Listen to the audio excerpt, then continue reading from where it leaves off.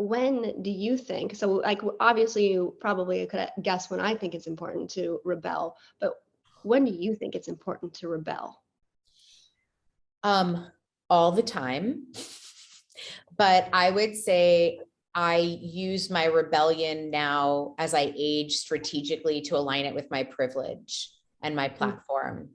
And I think it's more of a risk when we rebel. I think anytime when I think about rebelling, let me start there. When I think about rebelling, I think about speaking truth to power, getting out of my comfort zone, doing something courageous, taking a risk, sharing in the risk of rebellion, not just maybe for myself, but for the cause or the issue or the person that I'm caring about.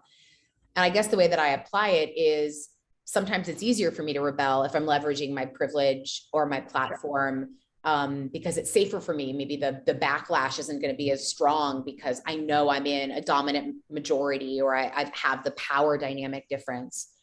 But the other times that I think it's important to rebel is internally.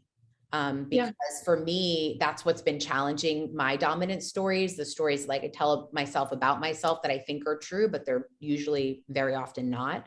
And that rebellion has had to come to say, you know what, I've had this thought process for a really long time and it doesn't serve me anymore. And I'm going to challenge that. And I'm going to, I know it might be safer to think like that, but I'm going to really push myself out of that comfort zone. So I can rebel publicly in places, I can rebel privately. I think, before I even get to the rebellion, I'm often doing the questioning and the curiosity of like, how are we here? Why are we here? What can I do about this?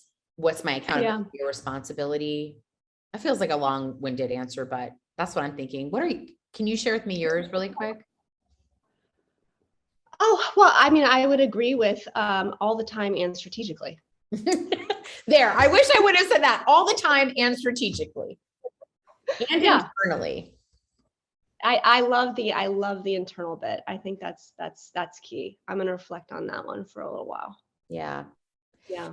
I really hope, I just want to say this. I have really appreciated our friendship growth, and I really also love our partnership together with our organizations and our shared vision. And I hope that for the folks that are experiencing the offerings during this month and beyond this month, because mental health is not just relegated for 1 month out of the year, but just knowing that everybody who's on the front lines really doing hard work, both internal and external, that we see them and that we're, creating resource, community, and capacity to support them. And I just love knowing that you're out in the world and a partner in that with me. So really thank you for all of that. Likewise. Thank you so much, Jess. It's just been an honor for us to partner with you. And I know it's the first of many. Lots more to come.